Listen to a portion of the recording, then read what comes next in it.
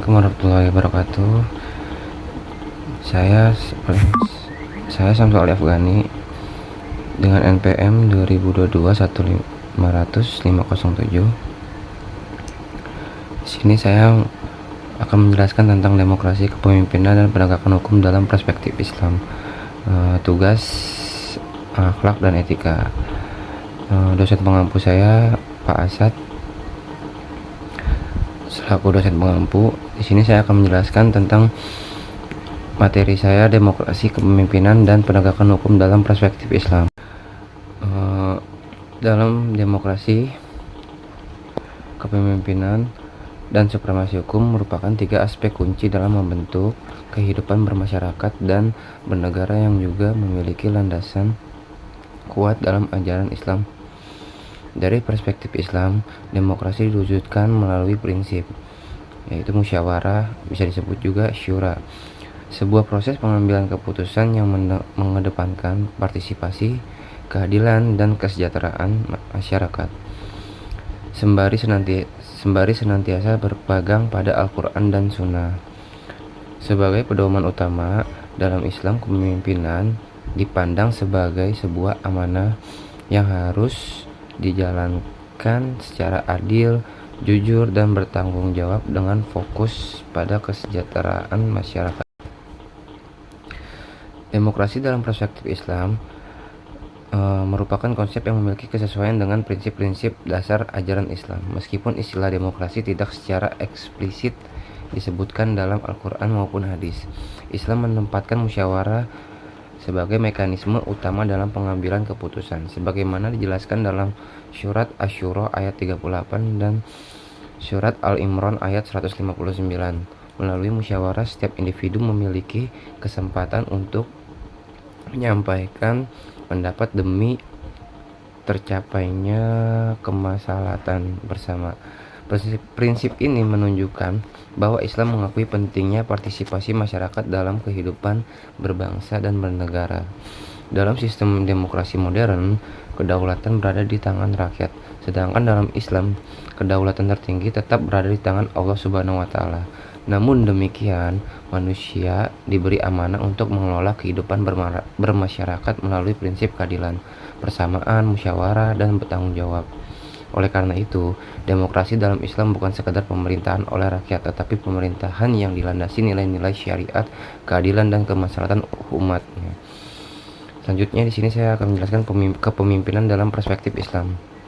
Kepemimpinan dalam perspektif Islam, kepemimpinan dalam Islam atau bisa disebut imanah atau khilafah, dipandang sebagai amanah yang harus dijalankan dengan penuh tanggung jawab kepada Allah Subhanahu wa Ta'ala dan kepada masyarakat. Seorang pemimpin tidak hanya bertugas mengatur pemerintahan, tetapi juga menegakkan keadilan, melindungi hak-hak rakyat, menjaga persatuan, serta mewujudkan kesejahteraan umat. Al-Quran menegaskan bahwa setiap pemimpin akan dimintai pertanggungjawaban atas kepemimpinannya. Rasulullah SAW juga bersabda, "Setiap kalian adalah pemimpin dan setiap pemimpin akan dimintai pertanggungjawaban atas yang dipimpinnya." Hadis riwayat Bukhari dan Muslim. Ya, selanjutnya di sini saya akan jelaskan tentang menurut kajian kepemimpinan Islam terdapat beberapa karakteristik utama seorang pemimpin, yaitu satu, amanah, dapat dipercaya; kedua itu adil; dan ketiga itu jujur atau sidik, bijaksana, hikmah, mampu bermusyawarah, bertanggung jawab, dan ketujuh mengutamakan kemaslahatan masyarakat. Kepemimpinan Islam juga mendorong pemimpin untuk menerima kritik, terbuka terhadap pendapat masyarakat, serta mengambil keputusan melalui musyawarah, bukan berdasarkan kepentingan pribadi maupun kelompok. Selanjutnya, penegakan hukum dalam perspektif Islam. Penegakan hukum dalam perspektif Islam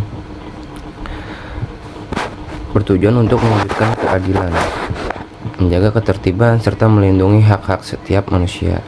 Hukum dalam Islam bersumber dari Al-Quran, hadis, ijma, dan qiyas yang diterapkan demi mencapai maqasid al-syariah, yaitu menjaga agama, jiwa, akal, keturunan, dan harta.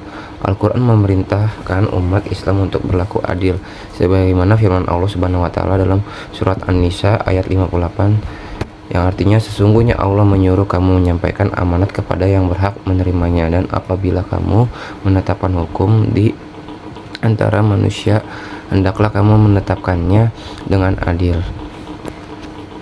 Dalam perspektif Islam, penegakan hukum harus memenuhi prinsip, yaitu keadilan tanpa diskriminasi, persamaan di hadapan hukum, kejujuran dan integritas aparat penegak hukum, perlindungan terhadap hak asasi manusia, pencegahan terhadap kezaliman dan penyalahgunaan kekuasaan. Islam juga menegaskan bahwa tidak boleh ada perlakuan berbeda terhadap seseorang karena status sosial, kekayaan, ataupun kedudukannya. Semua manusia memiliki kedudukan yang sama di hadapan hukum. Hubungan demokrasi, kepemimpinan, dan penegakan hukum dalam Islam. Di sini dijelaskan hubungan demokrasi, kepemimpinan, dan penegakan hukum dalam Islam. Ada ketiga konsep tersebut saling berkaitan dalam membangun pemerintahan yang baik. Good governance. Demokrasi memberikan ruang bagi masyarakat untuk berpartisipasi melalui musyawarah. Kepemimpinan menjalankan amanah berdasarkan nilai-nilai Islam. Sedangkan penegakan hukum memastikan seluruh kebijakan dilaksanakan secara adil dan sesuai syariat.